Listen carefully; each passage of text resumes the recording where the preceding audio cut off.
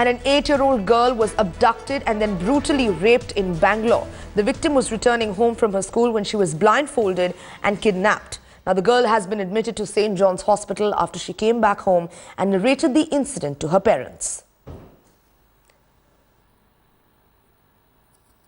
Girl. As per the complaint given, the girl was returning back from her school, which is around 2.5 kilometers away from her residence. So while she was coming back, some person overpowered her, and after that took her to some place and then sexually assaulted her. The case has been registered. The girl suffered some injuries. Because of that, the parents have taken her to a hospital, and right now she is under medical care. We have not been able to talk to the girl. Once we talk to the girl, we will come to know the exact details of the incident. ನಾವು ಬಂದು ಕರ್ಕೊಂಡು ಹೋಗ್ಬೇಕಾದ್ರೆ ನಾವು ಬರ್ತಾ ಇದ್ವಿ. ಇವತ್ತು ನಾವು ಲೇಟಾಗಿ ಬರೋಷ್ಟು ಲೇಟ್ ಆಯಿತು. ಅಲ್ಲಿ ಹೋಗೋಷ್ಟಕ್ಕೆ ಮಗು ಮನೆ ಹತ್ರ ಹೋಗ್ಬಿಟ್ಟಿತ್ತು ಲೇಟ್ ಆಗಿದ್ದೆ.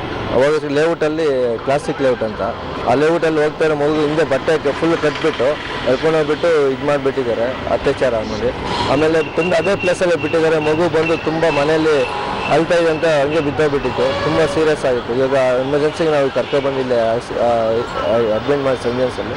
ಇವಾಗ ನಮಗೆ ಟ್ರೀಟ್ಮೆಂಟ್ಗೂ ತುಂಬ ಇದಿಲ್ಲ ಸರ್, ತುಂಬ ಕಷ್ಟ. ದಿನದ ಕೂಡಲೇ ನಾವು ಜೀವನ ಮಾಡ್ತಾ ಇದ್ದೀವಿ. Now, we understand that the case of sexual assault and rape has in fact been registered at the police station, but the rapist, however, is still on the run. Now, this brutal incident in fact took place in Bangalore. This 8-year-old girl who was abducted and then brutally raped. She was returning home from school when she was kidnapped and blindfolded and then brutally raped. She went home and narrated the incident to her parents, and that's when she was admitted to the St. John's Hospital in Begur in Bangalore. And our correspondent Pratibha Raman is joining us live with more updates. Pratibha, we understand that the case has in fact been registered, but still no details on the whereabouts of where this rapist may be. That's right, Sanjana, because the victim hasn't yet spoken nor given any kind of statement. The victim is still in a state of shock. In fact, when she came back home, she was crying and bleeding, and she did not even want to reveal to the family what exactly went through her, what happened to her. So she was in that kind of a traumatic state, and the family had to realize what had happened to her and immediately rushed her to the hospital. And though she is now out of danger, the police still has to take a statement from the victim to try and see whether the person was a known person or whether he was an unidentified person, because the girl was actually blindfolded before she was abducted from that place. And the bigger question is, this has happened in broad daylight. This has happened on Begur main road, which is in the outskirts of Bangalore, but then it has a lot of IT companies there, and the traffic is always congested. For this man to actually abduct her in the afternoon at around 2 o'clock is something that has shocked all Bangaloreans right now. The police will take a statement perhaps in the second half of this day, and from the evidence that they will gather, they've already visited the spot where the incident occurred. They've also spoken to the family, and with this evidence they will perhaps work on the investigation and try and see who this accused could perhaps be. Pratibha, now do we understand, besides the administration actually taking some action, do we know whether the state government is in fact going to step in and take some serious action? Because this is not the first time that an incident has in fact been taken place like this in Bangalore.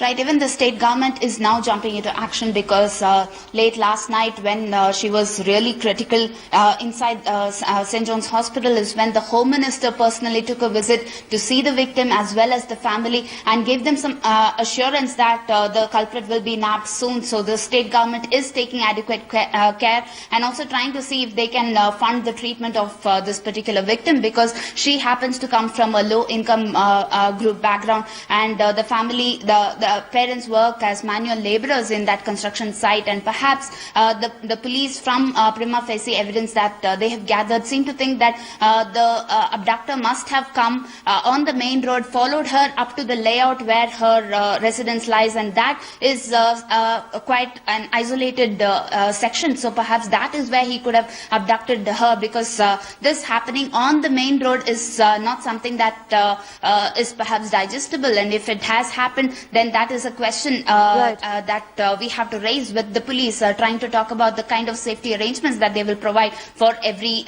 citizen of Bangalore. Absolutely. Pratibha Raman, thank you for giving us that update. We'll keep you posted.